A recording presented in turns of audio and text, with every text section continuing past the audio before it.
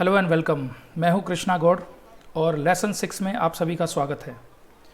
Friends, जैसा कि हम लास्ट चैप्टर में वर्ब्स को सीख रहे थे, तो उस चैप्टर को आगे हम कंटिन्यू करेंगे और अब हम सीखेंगे रेगुलर और इरेगुलर वर्ब। इसके साथ साथ कई सारी चीज़ें अभी हम सीखने वाले हैं, लेकिन शुरुआत करते हैं रेगुलर और इरेगुलर से। क्या होती हैं? जिन वर्ब्स की सेकेंड और थर्ड फॉर्म ईडी पर समाप्त होती है, जिन वर्ब्स की सेकेंड और थर्ड फॉर्म ईडी पर समाप्त होती हैं, वो रेगुलर वर्ब्स होती हैं और बाकी सभी इरेगुलर वर्ब्स होती हैं। अब देखिए दोस्तों, ये रेगुलर और इरेगुलर ये दो ऐसे वर्ड्स हैं, इनके नाम में ही इसका पूरा पूरा अर्थ छुपा हुआ है। रेगुलर मतलब नियमित, यानी कि जो किसी नियम से चलें, और इरेगुलर मतलब उसका ऑपोजिट है। तो रेगुलर मतलब जो किसी रूल को फॉलो कर रही है, और सेकेंड और थर्ड फॉर्म को बनाने का जो जनरल रूल है वो ईडी जोड़कर होता है। तो जैसे कि प्ले का एग्जांपल हम यहाँ पे ले रहे हैं, तो आप देखेंगे कि प्ले की जो सेकंड फॉर्म है वो ईडी जोड़ने से बन गई, प्लेड भी थर्ड फॉर्म भी इसकी ईडी जोड़ने से बन गई, तो ये एक रेगुलर वर्ब है। वॉच, इसकी सेकंड फॉर्म हो गई वॉच्ड, ईडी जोड़ने से बन गई, और थर्ड फॉर्म भी सिमिलरली ईडी जोड़ने से बन गई। अब ये दोनों फॉर्म्स हमारे पास में ऐसे हैं जिनकी सेकेंड और थर्ड फॉर्म ईडी पे समाप्त हो रही है, लेकिन इसके विपरीत आप देखेंगे सी एक ऐसी वर्ब है जिसकी सेकेंड फॉर्म होती है सॉ और थर्ड फॉर्म होती है सीन। तो इसकी सेकेंड थर्ड फॉर्म ईडी लगाने से तो नहीं बनी, कुछ विपरीत है।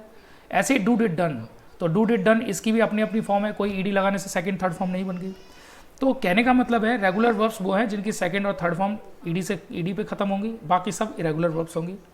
लेकिन यहाँ पे एक एग्जांपल आया है निट का। आप में से बहुत सारे लोगों को पढ़ाया गया होगा निट की जो तीनों फॉर्म होती है वो निट निट निट एक जैसी होती है, लेकिन मैं आपको सरप्राइज करना चाहूँगा ये बता के, निट की सेकंड थर्ड फॉर्म निट तो होती ही होती है, लेकिन इसके साथ साथ निटेड और निटेड भी होती है।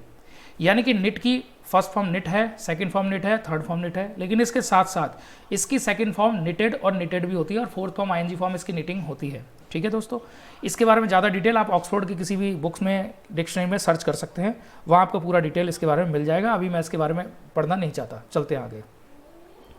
तो अब दूसरा जो इंपॉर्टेंट बात आ रही है वो है टाइप्स ऑफ वर्ब्स। तो वर्ब्स कितने टाइप की होती है?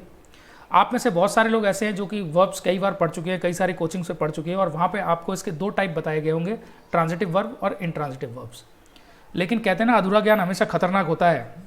आप यहाँ से क्लियर कीजिएगा दोस्तों, तीसरा जो प्रकार होता है वर्ब का वो होता है एरगेटिव वर्ब्स, और चौथा होता है लिंकिंग वर्ब्स। ये चार ऐसी टाइप्स होती हैं जो कि किसी भी मेन वर्ब के हो सकते हैं। तो ट्रांजिटिव वर्ब क्या होती है, इंट्रांजिटिव वर्ब क्या होती है, एरगेटिव क्या होती है, लिंकिंग वर्ब क्या होती है, इसको अब हम डिटेल में इस चैप्टर के अंदर पढ़ने वाले हैं दोस्तों। तो चलते हैं सबसे पहले ट्रांजिटिव वर्ब। अब थ्योरी में मैंने बताया है कि आमतौर पर वर्ब्स केवल दो प्रकार की बताई जाती हैं, लेकिन ये चार प्रकार की होती हैं, और जो आपको बताया जा रहा है, मुझे नहीं पता आपको क्या बताया, क्या पढ़ाया जा रहा है, उससे वास्तविकता कोई लेना देना है नहीं। सच्चाई ये है कि चार प्रकार की होती है। अच्छा, सबसे पहले ट्रांजिटिव वर्ब्स। क्या होती है ट्रांजिटिव वर्ब्स? ऐसी वर्ब्स जिनके बाद ऑब्जेक्ट आता है, और बिना ऑब्जेक्ट के ट्रांजिटिव वर्ब कभी भी अपना अर्थ नहीं दे सकते। तो इसका मतलब ये है, ट्रांजिटिव वर्ब्स वो वर्ब्स हैं जो दो चीज़ों का कॉम्बिनेशन होगा, वर्ब प्लस ऑब्जेक्ट। अब इसमें से अगर एक चीज़ को हटा दिया जाए ऑब्जेक्ट को, तो इसका जो मीनिंग है वो यूजलेस हो जाएगा। वो कैसे, वो मैं आपको अभी समझाऊंगा। अब इसको पढ़ते हैं इंट्रांजिटिव वर्ब को। ऐसी वर्ब्स जिनके साथ कभी भी ऑब्जेक्ट्स नहीं होते, ऐसी वर्ब्स जिनके साथ कभी भी ऑब्जेक्ट्स नहीं होते इंट्रांजिटिव वर्ब्स कहलाते हैं। और इंट्रांजिटिव वर्ब्स के बाद दोस्तों कॉम्प्लीमेंट या एडवर्बियल्स आ सकते हैं। आपको याद होगा दोस्तों, हमने SVO-CA सीखा था। तो SVO-CA यानी कि पांच एलिमेंट्स होते हैं सेंटेंस के, जिसमें से एस तो हम यहाँ से हटाई दें, सब्जेक्ट। अब हम बात कर रहे हैं वर्ब की। तो अगर वर्ब के साथ में ऑब्जेक्ट आता है, तो इसका मतलब चांसेस हैं कि वर्ब के बाद तीन चीज़ें आ सकती हैं, O, C और A। लेकिन अगर कोई वर्ब हमारे पास में ऐसी आ गई जिसके साथ ऑब्जेक्ट आने के चांसेस ही खत्म हो गए, तो क्या बचा फ्रेंड्स? कॉम्प्लीमेंट और एडवर्बियल। तो यानी कि इंट्रांजिटिव वर्ब्स वो वर्ब्स होती है जिनके साथ ऑब्जेक्ट्स नहीं आते। हालांकि एक कंडीशन ऐसी होती है जिसमें इंट्रांजिटिव वर्ब के साथ भी ऑब्जेक्ट आते हैं। जी हाँ, जितने भी टीचर्स मेरी बात को सुन रहे हैं वो ध्यान से सुन लें।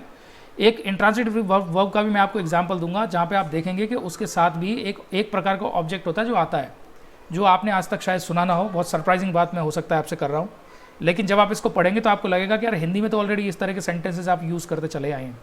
लेकिन अभी बेसिक डिफरेंस दोनों के बीच में क्या रहा? ट्रांजिटिव के साथ में ऑब्जेक्ट आता है और इंट्रांजिटिव के साथ में ऑब्जेक्ट नहीं आता है। अब फ्रेंड्स, ऑब्जेक्ट क्या होता है, ये भी बड़ा मतलब कन्फ्यूजन का मैटर है।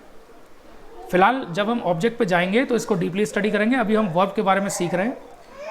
तो एक एग्जाम्पल मैंने यहाँ पे दिया है, वी आर प्लेइंग चेस। हम चेस खेल रहे हैं। तो यहाँ पे जो प्लेइंग जो वर्ब हमने यूज़ की है वो क्या है? वर्ब ट्रांजिटिव है, और इसके साथ में चेस हमने ऑब्जेक्ट यूज़ किया है, तो ये हो गया इसका ऑब्जेक्ट, तो ये होगी वर्ब ट्रांजिटिव। अब इसके साथ इसके विपरीत हम दूसरा जो एग्जाम्पल यूज़ कर रहे हैं वो है we are going to Jaipur. अब देखिए we are going to Jaipur, तो गोइंग कैसी वर्ब है?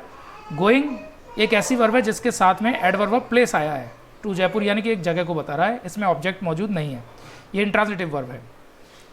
My dad will scold me, मेरे पापा मुझे डांटेंगे, तो स्कॉल्ड एक ट्रांजिटिव वर्ब है और इसके साथ में हमने ऑब्जेक्ट यूज़ किया है। लेकिन चिल्ड्रन आर डांसिंग, डांस जो है वो एक इंट्रांजिटिव वर्ब है, तो आगे इसमें ऑब्जेक्ट आने का सवाल ही पैदा नहीं होता।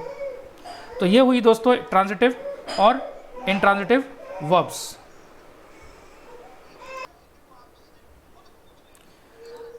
तो आपने देखा कि ट्रांजिटिव और इंट्रांजिटिव के बीच का एक बेसिक डिफरेंस। अब बहुत सारे लोगों को वर्ब ऑब्जेक्ट में कन्फ्यूजन होता है, तो हम ऑब्जेक्ट में इसको डीपली सीखेंगे दोस्तों, तो आपको समझ में आएगा, तो आप ट्रांजिटिव वर्ब को भी बहुत अच्छी तरह से समझ पाएंगे। अभी हम आगे बढ़ते हैं। अगर मैं आपसे कहूँ करो, चलो खा लो, ठीक कर दो, उठा के लाओ, दिखाओ मुझे, चलो फेंक दो, मैंने इतने सारे एग्जाम्पल आपको दिए, इतने सारे काम करने के लिए बोले, इतने सारे एक्शन मैंने आपको बोले, यानी कि वर्ब एक्शन मैंने आपको बोले, लेकिन क्या इसमें से एक भी वर्क को आप कर सकते हैं? नहीं कर सकते। क्यों? क्योंकि आपको समझ ही नहीं आया मैं आपको किसके बारे में बात कर रहा हूँ। लेकिन मैं आपको अगर ये कहता चलो होमवर्क करो, तो आप तुरंत समझ जाते मैं क्या करने की बात कर रहा हूँ। मैं आपसे कह रहा हूँ मेरा बाइक ठीक ख़राब हो गया, चलो ठीक करो, रिपेयर करो। मैं आपसे कह रहा हूँ वो पेन पड़ा हुआ है, उसको उठा के लाओ। मैंने कहा ज़रा दिखाओ इस पेन को मुझे, अरे ये टूटा हुआ है, इस पेन को फेंक दो। तो यानी कि सिंपल सा मैसेज दोस्तों, ट्रांजिटिव वर्ब्स वो वर्ब्स हैं उनके साथ में आपको एक चीज़ लगानी पड़ेगी, और उस चीज़ की जगह पे कभी कभी कोई व्यक्ति भी हो सकता है, तो कोई व्यक्ति हो या वस्तु हो। तो यानी कि ऑब्जेक्ट वो शब्द होता है जिसके बिना ट्रांजिटिव वर्ब का यूजलेस है, बिल्कुल बिल्कुल टोटल यूजलेस है, उसको आप कर ही नहीं सकते जब तक उसके साथ में ऑब्जेक्ट ना जुड़े। लेकिन इसके विपरीत देखो, मैं दूसरे एग्जाम्पल आपको देता हूँ। मैं आपसे कहता हूँ चलो जाओ, आप तुरंत उठ के चल देंगे। मैंने कहा आओ, यहाँ आओ, चलो सो जाओ, smile, laugh, jump, get up, sit down. तो ये ऐसे वर्ड्स हैं दोस्तों, ये ऐसी वर्ब्स हैं जिनको बोलने से तुरंत सामने वाला कर सकता है। अब इनको करने के लिए आपको किसी भी व्यक्ति या किसी वस्तु की जरूरत नहीं पड़ी, आप इनको डायरेक्ट करेंगे क्योंकि ये इंट्रांजिटिव वर्ब्स है और इनमें किसी भी प्रकार के किसी ऑब्जेक्ट की जरूरत नहीं है। तो यही डिफरेंस होता है दोनों के बीच में, ट्रांजिटिव वर्ब के साथ ऑब्जेक्ट होता है और इंट्रांजिटिव वर्ब के साथ ऑब्जेक्ट नहीं होता है। अब टाइप्स ऑफ ट्रांजिटिव जरा हम सीखते हैं, ये भी आपके लिए बिल्कुल नई चीज़ है। ये जो ट्रांजिटिव वर्ब है इसके 3 टाइप होते हैं। सबसे पहला हम बात कर रहे हैं मोनोट्रांजिटिव, दूसरा है डाइट्रांजिटिव और तीसरा है कॉम्प्लेक्स ट्रांजिटिव। मोनोट्रांजिटिव मतलब ऐसी वर्ब जिसके साथ में केवल एक ही ऑब्जेक्ट आएगा, और एक ही ऑब्जेक्ट होगा तो आप जानते हैं उसको हम डायरेक्ट ऑब्जेक्ट बोलते हैं, और ये ऑब्जेक्ट में भी हम इसको डीपली सीखने वाले हैं। और डाइट्रांजिटिव का मतलब है जिसके साथ में डबल ऑब्जेक्ट आ सकते हैं, जैसे I will gift you a pen. तो आई विल गिफ्ट, तो गिफ्ट कैसी वर्ब हो गई? ऐसी वर्ब है जिसके साथ में 2 ऑब्जेक्ट आ गए हैं यहाँ पे। तो ये जो हम गिफ्ट बोलेंगे ये कौन सा ट्रांजिटिव है? ट्रांजिटिव वर्ब तो ब्रोक भी है, ट्रांजिटिव वर्ब गिफ्ट भी है, लेकिन ये कौन सा ट्रांजिटिव है? ये है दोस्तों डाइट्रांजिटिव वर्ब। तीसरा होता है कॉम्प्लेक्स ट्रांजिटिव वर्ब। तो कॉम्प्लेक्स ट्रांजिटिव वर्ब यानी कि जिसमें क्या होता है, सब्जेक्ट होगी, वर्ब होगी और इसमें डायरेक्ट ऑब्जेक्ट होगा और यहाँ पे कॉम्प्लीमेंट टू सब्जेक्ट होगा। तो कॉम्प्लीमेंट टू सब्जेक्ट जब हम आगे कॉम्प्लीमेंट सीखेंगे तो उसमें आप डीपली इस चीज़ को सीख पाएंगे। ये 3 तरह की दोस्तों वर्ब्स हुई, ट्रांजिटिव वर्ब्स हुई। अब ट्रांजिटिव इंट्रांजिटिव पे बात आती है दोस्तों एरोगेटिव वर्ब्स। अब एरोगेटिव वर्ब्स का मतलब क्या है जरा यहाँ पे सीख लेते हैं।